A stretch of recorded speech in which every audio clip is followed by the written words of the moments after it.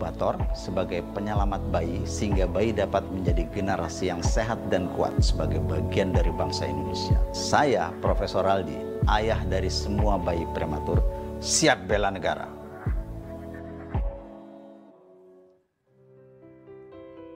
Pemirsa, kembali di Prime Show with Ira Kusno. Kali ini di studio telah hadir dua narasumber dari Kementerian Pertahanan, yaitu Profesor Bondan Tiara Sofyan, Dirjen Potensi Pertahanan atau Pothan, dan juga Profesor Raldi Artono Kustur, penemu inkubator lokal.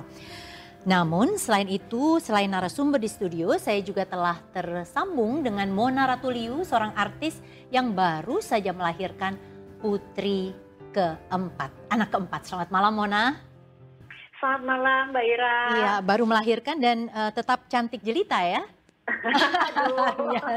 Iya, Mona, saya punya Bu Dirjen, Bu Bondan, dan juga ada Prof Raldi. Nanti kita bisa ngobrol bareng ya. Oke, baik. Jadi saya ke Prof Raldi dulu. Prof, ini kan situasinya COVID ya. Terus kemudian ada inkubator yang Prof ciptakan. Pada saat seperti ini, ada kelihatan peningkatan permintaan terhadap inkubator nggak, Prof? Karena kan ada bayi-bayi yang prematur, resiko tinggi pada saat pandemi seperti ini. Sebenarnya tidak ada penambahan permintaan dari banyak ke banyak. Jadi tetap banyak permintaan. Iya, karena angka kematian bayi di Indonesia tinggi. Oke, nah Prof, kalau misalnya tetap dari banyak ke banyak begitu ya, sebenarnya inkubator ini hanya untuk bayi normal atau kemudian bayi yang taruhlah misalnya terinfeksi COVID begitu atau ada kelainan lain, bisa pakai inkubator ini? Ya, sebetulnya bisa saja. Tapi utamanya adalah untuk bayi prematur, bayi yang lahir sebelum 37 minggu. Yang jaringan-jaringan tubuhnya belum terbentuk semua. Dan dia semua ya, bayi prematur itu merasa kedinginan. Karena tadinya dia hangat di dalam perut ibu 37 derajat. Tahu-tahu dia harus lahir, sebetulnya dia shock sebetulnya, ke temperatur yang kalau nggak pakai AC 29-30 derajat Celcius. Jadi dia kaget sebetulnya. Dan dia kedinginan sehingga perlu dihangatkan. Itulah perlunya inkubator ini yang menghangatkan bayi fungsinya. Nah, Prof, kalau misalnya dilihat itu kan sebenarnya ada juga beberapa inkubator lainnya. Inspirasi Prof untuk menciptakan ini begitu, dan kemudian kurang lebih apa sih yang memang istimewa dari inkubator ini? Ya. Sebetulnya ini inkubator ini nggak ujuk-ujuk ada, tapi saya sudah meneliti inkubator sejak tahun 94, jadi udah 20 tahun lebih ya. Jadi saya juga dulu membuat inkubator yang besar, bersaing dengan inkubator impor dan sebagainya. Tapi kemudian terlihat bahwa kebutuhan Indonesia bukan itu. Kenapa? Satu, seperti saya bilang tadi ya, temperatur di Indonesia sudah lebih tinggi daripada temperatur di luar negeri. Kenapa di luar negeri itu powernya harus besar? Temperatur spesialisasi daripada inkubator ini adalah hemat energi. Kenapa? Karena kita hanya perlu 50 watt saja. Sedangkan dari luar... Kecil ya dok ya? Iya. Prof, kok dok jadinya Prof? Iya, karena inkubator dari luar negeri minimal 300 watt. Biasanya 400-500 watt. Kenapa? Karena environment temperatur di luar negeri itu 0 derajat Celcius di musim dingin. Di ruangan dia pakai heater jadi 15 derajat. Padahal bayi tadinya 37 kan? Di inkubator 33-35 derajat kira-kira. Nah, kalau dia dari 15 derajat naik ke 35 derajat, dia pasti butuh power yang besar, butuh energi. Tapi kita butuhnya cuma dari 29-30 ke 35 derajat. Kita hanya butuh sedikit energi, yaitu 50 watt ini.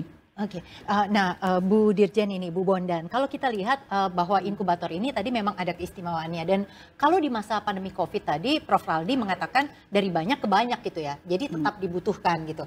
Nah, apa sih sebenarnya pada masa pandemi COVID ini tindakan-tindakan yang bisa kita lakukan supaya tadi, ini kan kalau Prof kan sebenarnya punya jaringan relawan, sehingga siapa yang butuh inkubator itu akhirnya kemudian bisa ketahuan gitu ya. Sebenarnya tindakan yang bisa kita lakukan untuk masa pandemi COVID ini dalam hal gotong royong dan sebagainya, ini secara real ya, itu apa sih?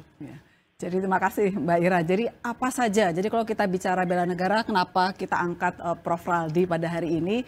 Tadi kata kuncinya, beliau itu membuat inkubator sesuai kebutuhan Indonesia. Jadi concern bahwa Indonesia itu butuh yang spesifik karena listriknya terbatas, terus kemudian lingkungannya berbeda dengan yang di luar negeri. Nah itu yang kita mau angkat, bahwa itu bela negara. Beliau dengan profesinya sebagai seorang profesor bidang teknik mesin membuat sesuatu sesuai kebutuhan Indonesia. Itu bela negara. Dan yang lebih bela negara lagi, beliau menyebarluaskan produknya ini secara gratis lewat sukarelawan. Nah, apalagi dengan masa COVID seperti ini, nah itu adalah bukti nyata benar. Nah, Bu Dirjen tadi menggarisbawahi sebenarnya tadi soal pada masa COVID, dan ini adalah bicara soal generasi muda gitu. Betul. Ya, generasi penerus. Bela negara tuh susah di awang-awang gitu. Menyederhanakannya tuh untuk anak-anak, orang tuanya ada Mona nih di sini gitu ya. Dari tadi merhatiin banget gitu ya. Itu gimana sih? Jadi prinsipnya namanya bela negara, bagaimana kita cinta sama negara ini. Sikap kita, tindakan kita, perilaku kita yang menunjukkan kita cinta sama negara ini, itu bela negara. Nah, untuk Mbak Mona gitu yang punya 4 putra-putri di rumah, yang paling utama terhadap anak-anak, perkenalkan bahwa Indonesia kita itu dari Sabang sampai Merauke. Kita punya 300 lebih suku bangsa. Kita punya 17.000 pulau-pulau yang banyak sekali, dan pulau-pulau itu ada yang sudah terjangkau, ada yang belum terjangkau. Nah, sebentar Bu Bondan, ini Mona kayaknya mau nanya nih, mestinya tadi udah dibilang sebenarnya simpel aja kok Mon, bisa mengajarkan tentang Indonesia seperti apa gitu ya. Tapi apa Mona punya pertanyaan buat Bu Dirjen? Iya, boleh nih, mumpung ada Bu Bondan ya Bu. Mau tanya dong, maksudnya mau minta pesan sebenarnya, ada nggak sih pesan-pesan buat orang tua nih kayak saya mewakili orang tua di Indonesia ya pastinya, dan juga masyarakat tentang bela negara ini di masa pandemi gitu Bu. Iya. Jadi Mbak Mona, terkait bela negara di masa pandemi yang perlu kita perkenalkan pada anak-anak, utamanya menurut saya terkait bela negara itu adalah bahwa Indonesia ini demikian beragam. Demikian juga akibat pandemi ini, setiap segmen masyarakat memiliki masalahnya yang berbeda. Kita disuruh tinggal di rumah, tetapi kan ada yang tidak bisa tinggal di rumah. Nah, bagaimana kita mengajarkan kepada anak-anak, yuk kita empati. Jadi jangan, oh kok dia keluar sih ke rumah, menjudge gitu kan, nggak mesti begitu ya. Kita sadarkan bahwa kita ini berbeda-beda, itu yang paling penting menurut saya untuk anak-anak, menyadarkan mereka bahwa Indonesia ini demikian plural. Sesederhana itu ya? Sesederhana itu bela negara. Kita mulai dari anak-anak, bahwa Indonesia itu berbeda, mari kita hargai perbedaan kita sebuah kekuatan. Oke, nah sekarang kalau buat Prof. Raldi kembali lagi, sekarang ini kan masa pandemi COVID, padahal kekuatan dari apa namanya inkubator. Upaya ini adalah jaringan relawan di mana-mana. Tadi Bu Bondan juga mengatakan bahwa yang utama adalah ini gratis dan lewat relawan.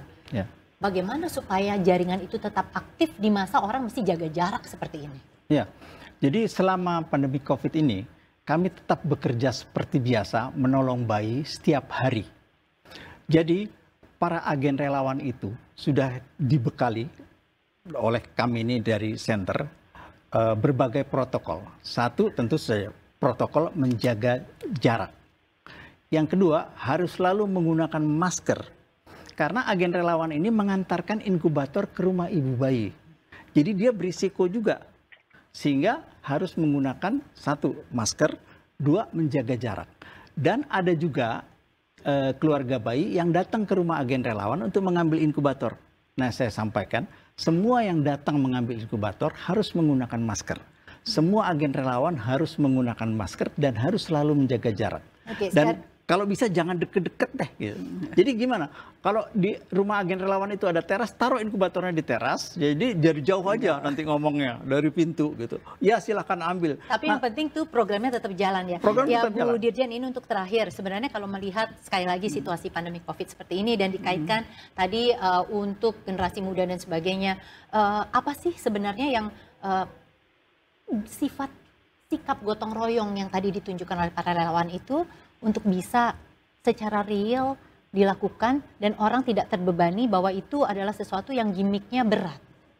Ya, makanya kita selalu kampanyekan itu, bahwa mari kita lakukan dengan porsi dan kemampuan kita masing-masing, Mbak Ira. Jadi itu nggak berat, kita lakukan ya, nggak bisa nyumbang 100 ya 1, nggak bisa nyumbang dana, nyumbang tenaga seperti yang tadi. Atau seperti tadi Suster Rahma tadi ya? Rahma tadi, jadi Bidan Rahma tadi dia kampanye, mengkampanyekan supaya tidak hamil dulu tadi ya, sepanjang COVID, itu juga bela negara. Ini Mbak Ira sekarang itu bela negara, mengangkat ini, itu bela negara. Iya. Baik, terima kasih Bu Dirjen, Bu Bondan dan juga Prof. Raldi sudah bergabung bersama kami malam.